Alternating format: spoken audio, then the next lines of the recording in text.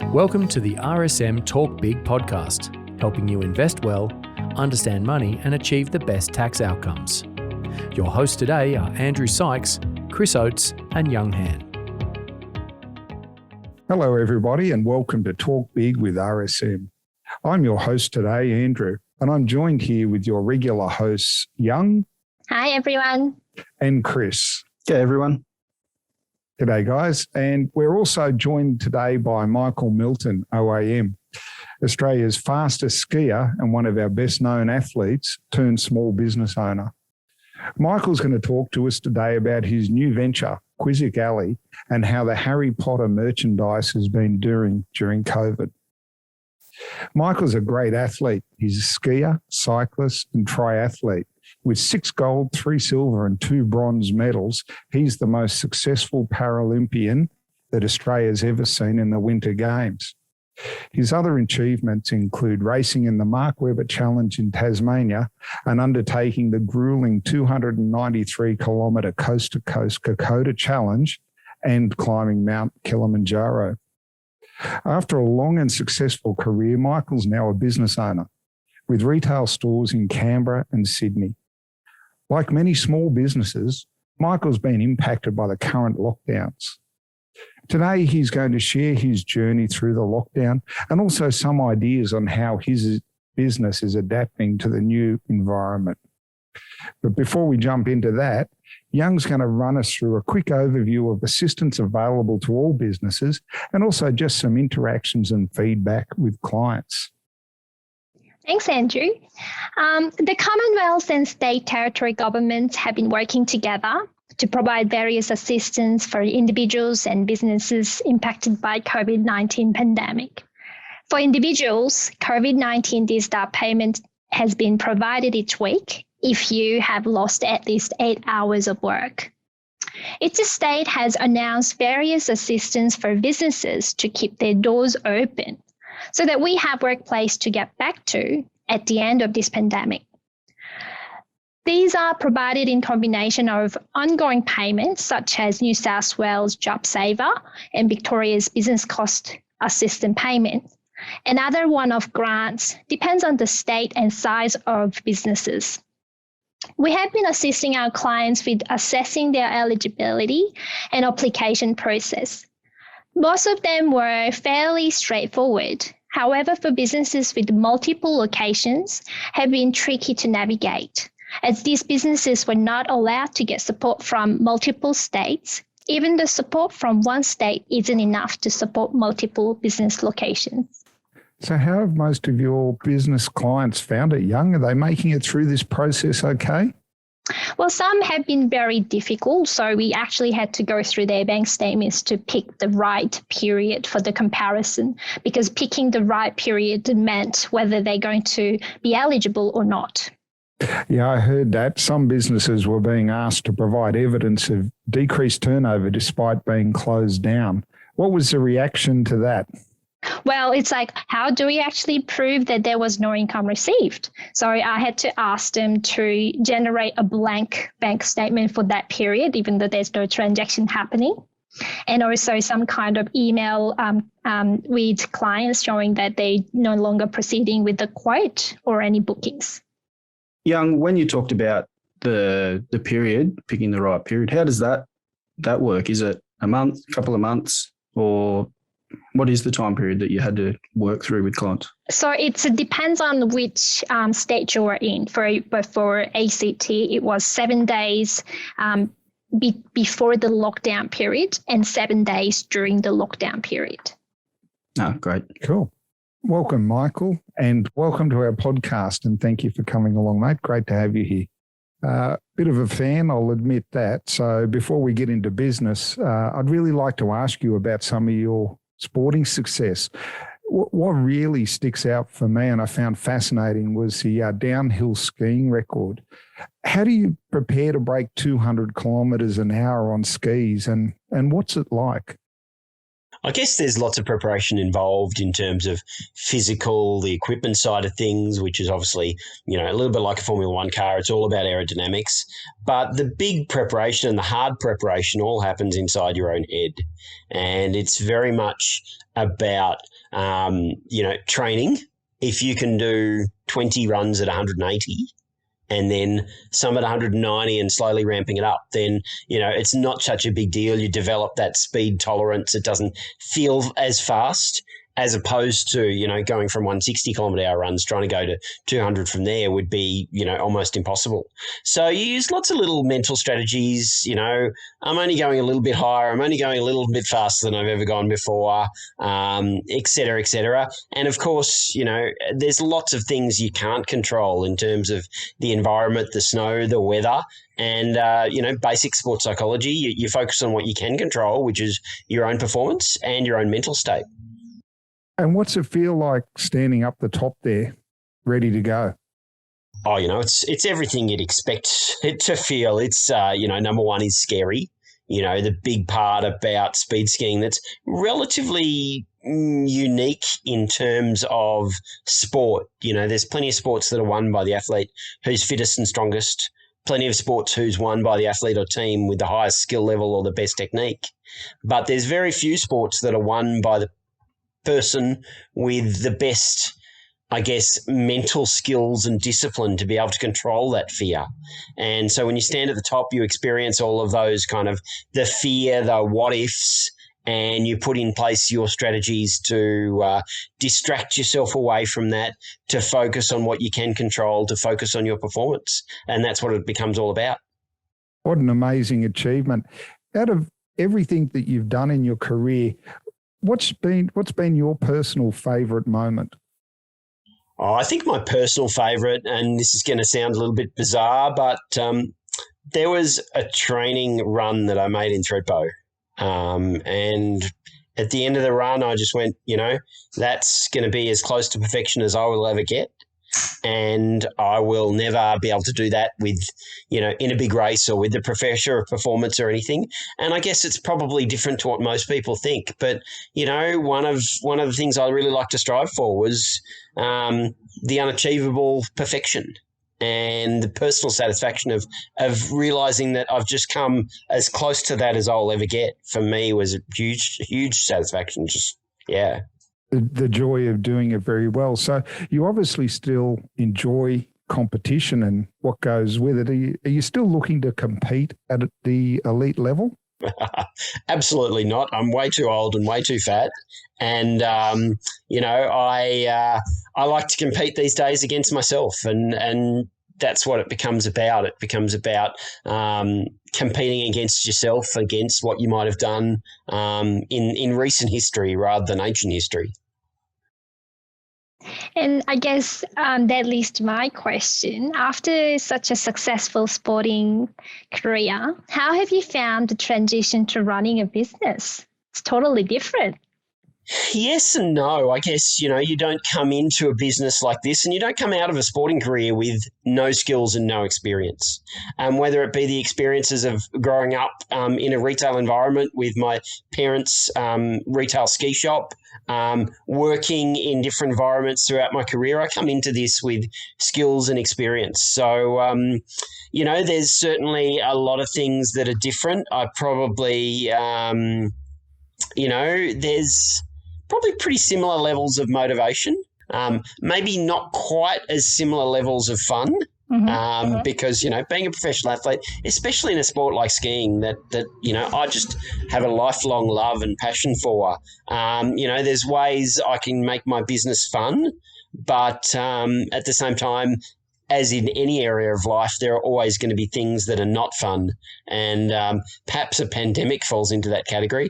But it's different. It's a long-term, grind as opposed and probably less variation in terms of work to what I would be doing as an athlete.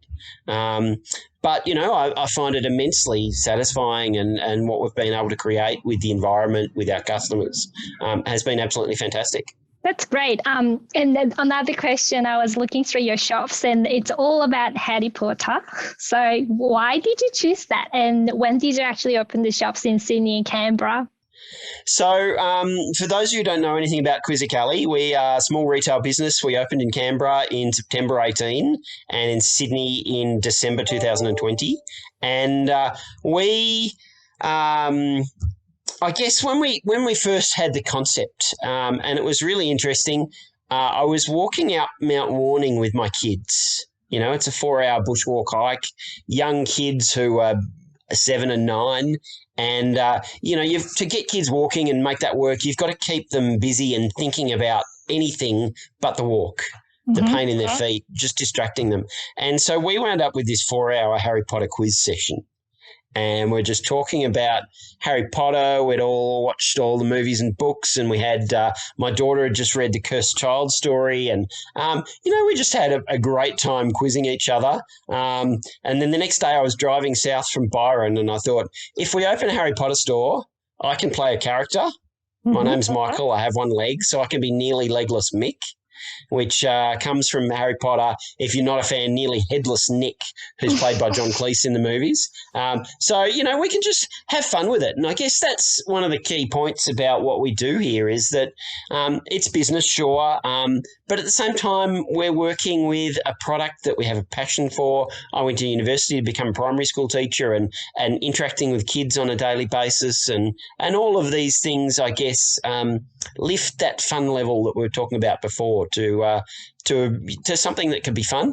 And I guess also a big motivator for me in the end was the fact that I'd been a ski bum my whole life, and that was reflected in my resume. So nobody else would give me a job.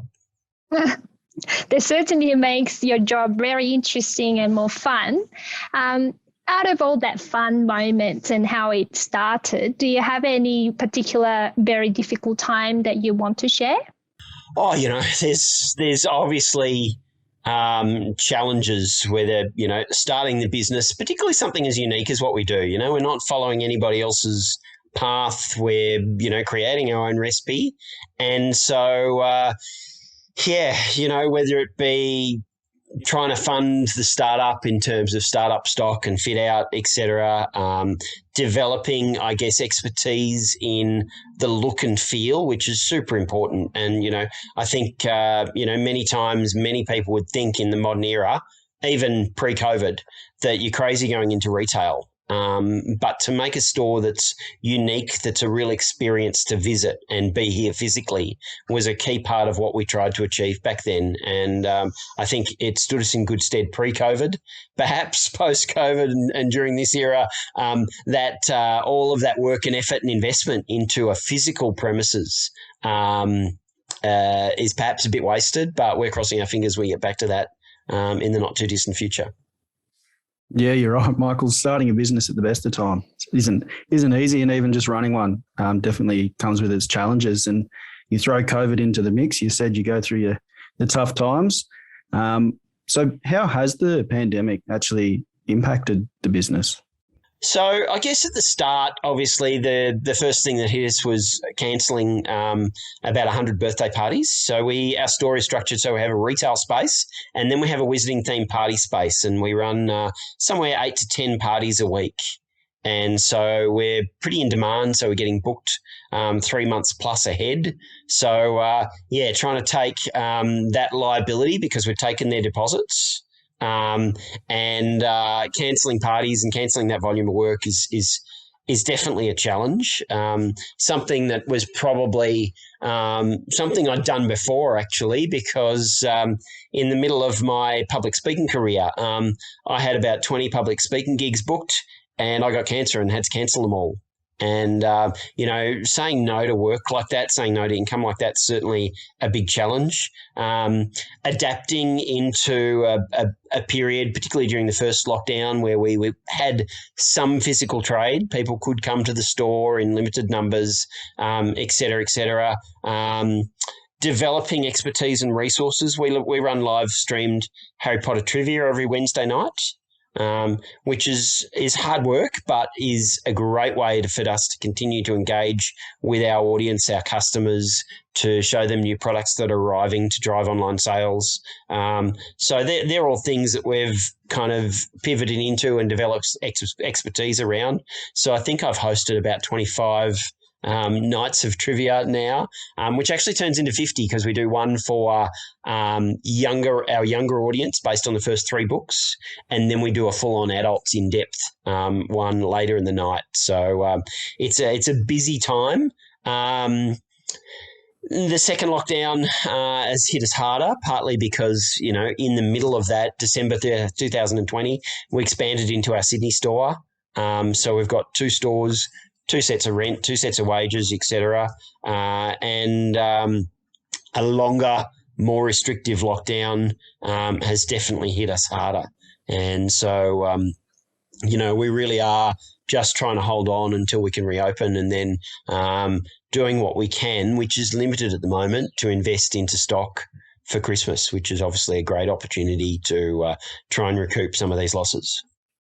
Yeah, you're right, being in small business, and you said just before that turning down income and turning down gigs, it's not an easy thing to do, and because small business is all about keeping that revenue coming in the door. And do you think, when you look at the impact of small business versus big business, has it been shared equally, or do you think there's a big difference between the two? Well, I think, I think every business is going to be unique and different, and particularly something like what we do. There's no doubt that, JobKeeper was a great program for us in 2020, being able to hold on to our staff, being able to lean and use their hours for them coming in, knowing that basically they were paid, was a great resource and a great opportunity to get into some projects that we, wouldn't normally have the resources for, in terms of, just stock take and cleaning up our sales data and, lots of that sort of stuff. Again, this lockdown has seen a real difference in the structure of support. And, in many ways, it distances us from our employees.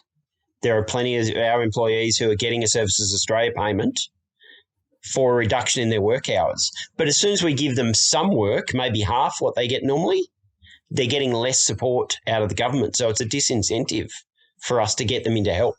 And as an owner-operator, my wife and I basically have been taking on a lot of those kind of jobs and responsibilities that we would love to get our staff in, maybe not at their normal hours, but at reduced hours. But it's such a disincentive for them to lose that government funding, and then, change in circumstances. Maybe we won't be able to give them that same work next week, depending on online sales. So, you can't just switch on and switch off those government payments. So there's certainly challenges there. And there continues to be challenges, given the structure of our business, that we run 2 stores in 2 different jurisdictions under one ABN, means we're only eligible for 1 set of government support. And, certainly that wasn't something that we realised until late August, when the ACT government support offer came out, and we went, oh, God, we're not eligible for anything. And so that's definitely thrown the budget and projections and things that we'd had, that we kind of, assumed we'd be eligible, because we are 85% down on trade, et cetera, really through a curveball.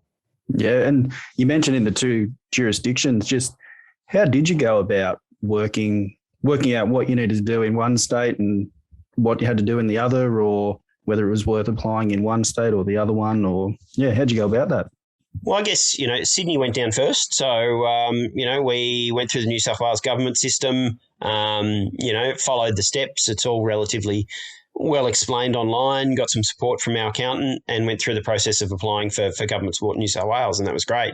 That wasn't hard. And as soon as the ACT system was released and we realised, hey, we're just simply ineligible, then there's nothing more to do there, except occasionally you get an announcement of another $26 million of ACT government funding that you're not eligible of anything for.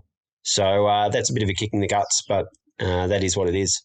Well, We actually did have some cases like that, and it was really difficult to kind of assist with our client to figure out which one was best for them, because the rules were keep changing, the grants were keep changing.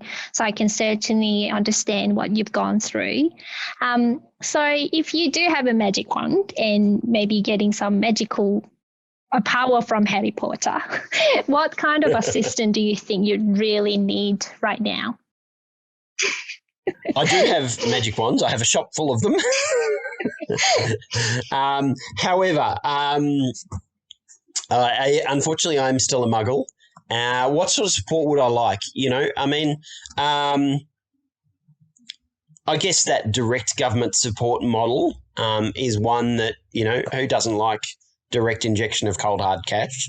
Some of the schemes in terms of, rebates on electricity and costings and those sorts of things are great. But again, that delay is problematic. And it's something we haven't actually gotten to yet in terms of claiming that sort of stuff.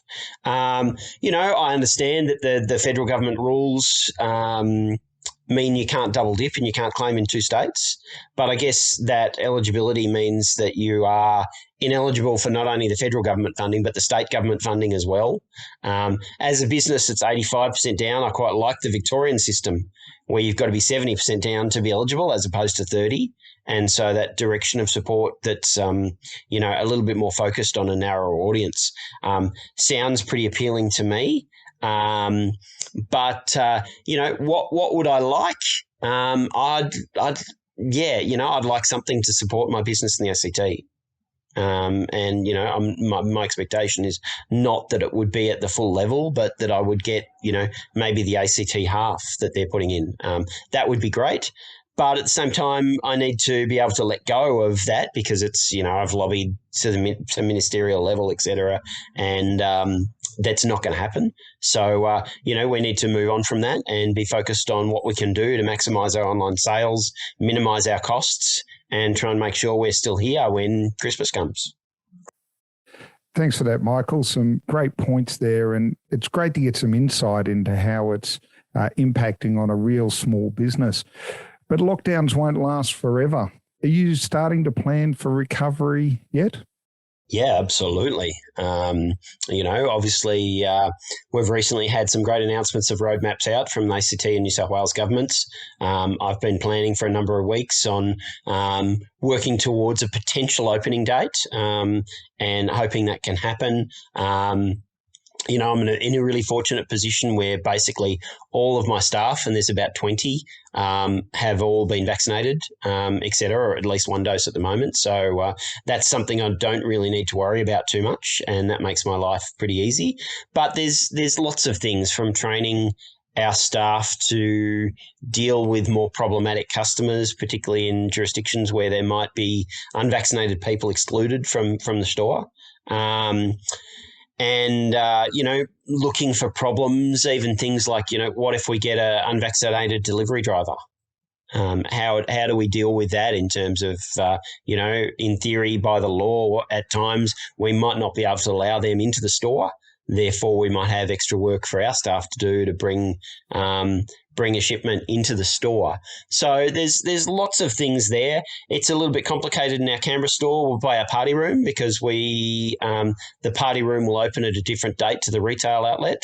It will have number capacities based around a 4 square metre per person density limit. And we also need to think about what will our customers feel comfortable with?